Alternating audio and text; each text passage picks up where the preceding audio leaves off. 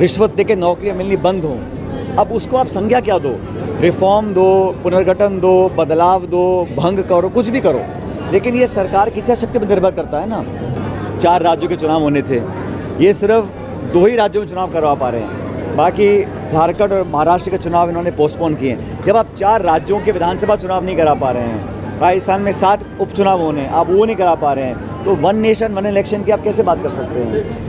हरियाणा और जम्मू कश्मीर में दोनों जगह भारतीय जनता पार्टी पिछड़ रही है और यही कारण है कि लगातार वो बौखलाहट में कांग्रेस पार्टी को और राहुल गांधी जी को टारगेट करते हैं। राहुल गांधी जी इस देश के प्रतिपक्ष के नेता हैं, उस संवैधानिक पद पर बैठे के व्यक्ति के खिलाफ आप जान से मारने की धमकी दें, उनकी ज़बान काटने के लिए 11 लाख का इनाम की घोषणा करें, इस प्रकार के लोगों को आप बर्दाश्त कर रहे हैं, मतलब आपकी मानसिकता इसी प्रकार की है।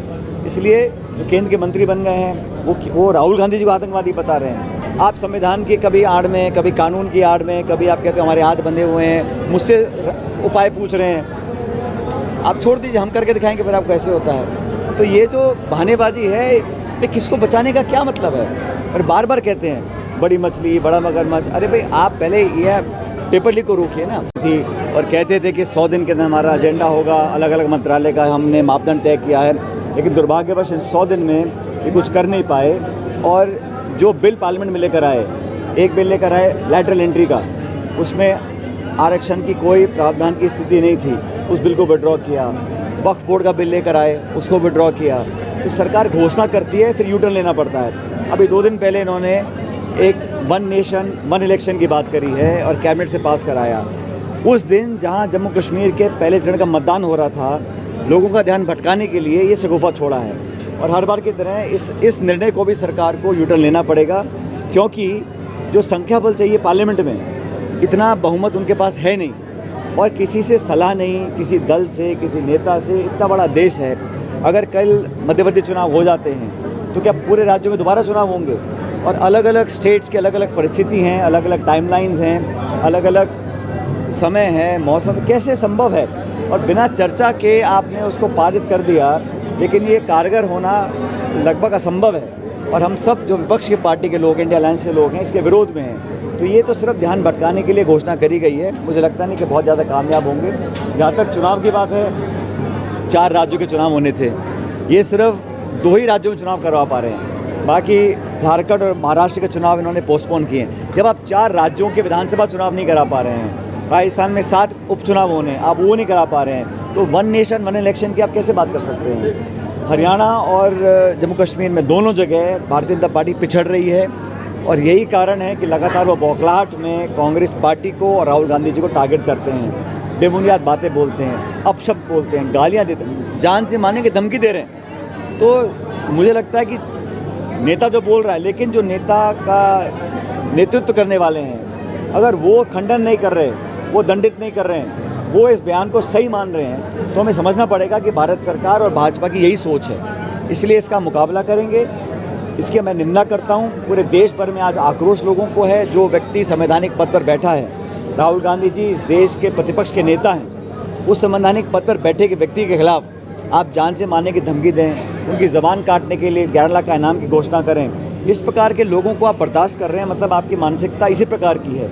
इसलिए जो केंद्र के मंत्री बन गए हैं वो राहुल गांधी जी को आतंकवादी बता रहे हैं। इससे बड़ा दुर्भाग्य नहीं हो सकता कि केंद्र के मंत्री होकर इस प्रकार की बातें बोल रहे हैं। तो पूरे देश में, सिर्फ कांग्रेस में नहीं, पूरे देश में इस बयान का खंडन लोग कर रहे हैं। और मुझे लगता है जितनी भर्त्सना की जाए उतनी कम है, लेकिन हम लोग हटने वाले नहीं हैं। उस रास्ते पर राहुल जी निकल चुके हैं, जवाबदेही तय करने का, लोकतंत्र को मजबूत करने का, विपक्ष की एकता को बनाए रखने का। उस रास्ते पर हम आगे चलेंगे। हम कभी ना डरे हैं ना डरने वाले हैं। रवनीत बिट्टू ने फिर दोहराया कि मैं मेरे अपने बयान पर अड़ी हूँ, लेकिन जिस तरह से जो राहुल गांधी जी ने जो बयान दिया है, जिसकी तुलना पन्नू से की गई है, पन्नू के बयान और उसकी तुलना और राहुल जी के बयान की तुलना को उन्होंने बिट्टू जी ने फिर बताया कि वो उस पर माफी। ये कांग्रेस के थे, इनकी पूरी तीनों पीढ़ियाँ कांग्रेस में थी, अब नए नए वहाँ बीजेपी में गए हैं, अपनी दुकान जमाने के लिए इस प्रकार के बयान दे रहे हैं। और ना तो भारत सरकार और ना भाजपा के शीर्ष नेतृत्व इसका खंडन कर रहे हैं। इसका मतलब साफ साफ ये होना चाहिए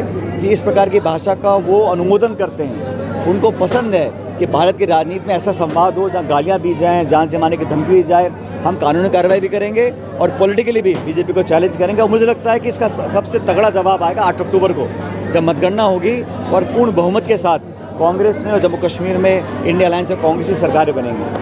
टोंक में ही राहुल गांधी जी के खिलाफ FIR दर्ज हुई है, कल ही ये FIR दर्ज हुई है, उसको लेकर ये क्या राजनीति हो रही है? जिसको आप गाली दे रहे हो, जान से मारने की धमकी दे रहे हो, उसके खिलाफ आप FIR भी करा रहे हो।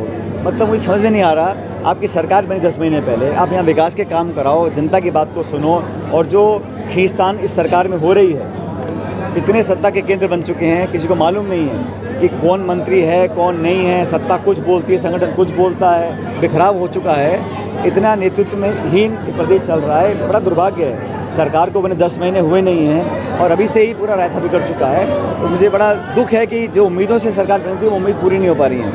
क्या लग रहा है हरियाणा और पूर्ण बहुमत से सरकार बनाएंगे। सर राजस्थान में भी 7 सीटों पर उपचुनाव है, कांग्रेस अकेली लड़ेगी, गठबंधन के साथ लड़ेगी? देखिए, ये हमारा इंडिया अलायंस बना था लोकसभा चुनावों के लिए, हमारा इंडिया गठबंधन लोकसभा चुनावों के लिए बना था, लेकिन जिन जिन राज्यों में हम विपक्ष की एकता को एकजुट रख सकते हैं वो हम काम करेंगे।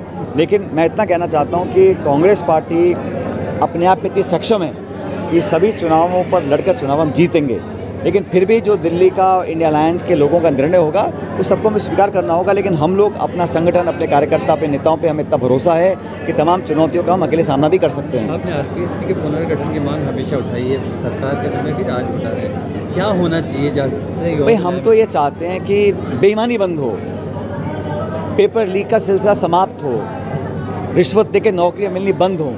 अब उसको आप संज्ञा क्या दो, रिफॉर्म दो, पुनर्गठन दो, बदलाव दो, भंग करो, कुछ भी करो, लेकिन ये सरकार की इच्छा शक्ति पर निर्भर करता है ना। आपकी इच्छा शक्ति है तो आप वो काम करा रहे हैं। आपको राजीव सेवा केंद्र का नाम बदल के अटल सेवा केंद्र रखना था, आपने रख दिया आपने। इसमें कौन रोक रहा है? नौकरियों की बिक्री हो रही है, लोग जेलों में जा रहे हैं, पैसा लेते हुए पकड़े जा रहे हैं, घूस ले रहे हैं, और फिर भी आप कुछ नहीं कर रहे हैं। और मुझे लगता है कि नौजवानों के भविष्य से खिलवाड़ करने का अधिकार किसी को नहीं है, ना सरकार को, ना संगठन को, ना पार्टी को, ना किसी नेता व्यक्ति को।